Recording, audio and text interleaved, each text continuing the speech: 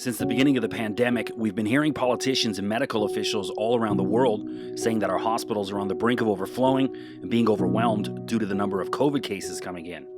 People with other very serious illnesses like cancer or heart disease are having their surgeries delayed or even canceled because of the supposed hospital overcrowding, and some officials are likening our hospital situation here in Ontario to that of a war zone. In Ontario, there are now so many patients in some hard-hit regions. Hospitals are warning they are nearing capacity. Climbing hospitalizations and ICU cases tell the true story.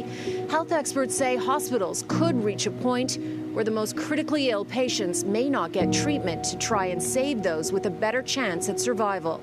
Against that grim backdrop, the Ford government will announce further restrictions tomorrow. Surgeries have already been canceled. There are more than 650 COVID patients in hospitals today. That's an increase of almost 80% in just 4 weeks. Of those patients, almost 200 are being treated in the ICU. Hospitals say they are running out of beds, making it tough to continue other tests, procedures, and surgeries.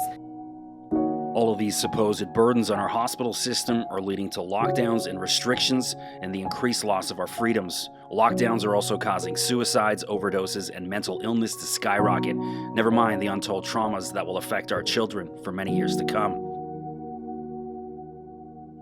However, the one thing that's bothered me most throughout the past year is the lack of actual journalism from very few members of the media across Ontario.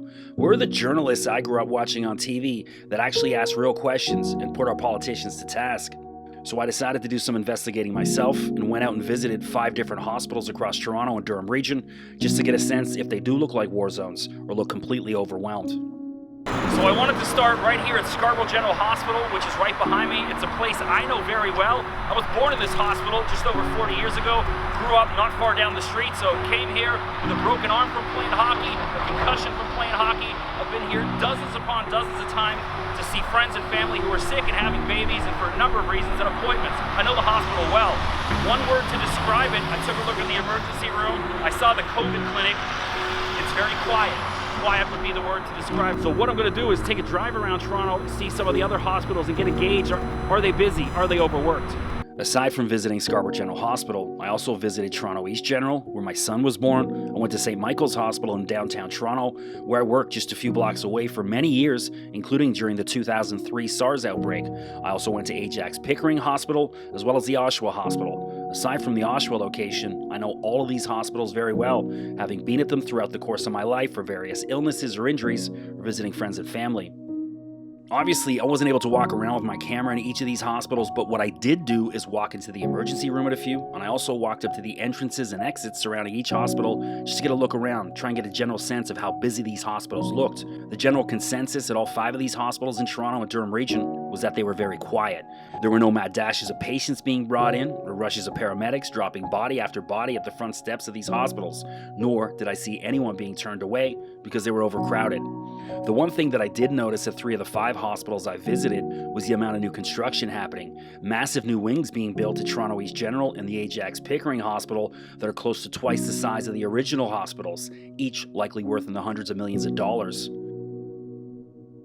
I can't tell you exactly what's happening at hospitals all across Ontario, but what I can tell you is that the 5 locations that I visited on this day were not busy, nor were they overwhelmed.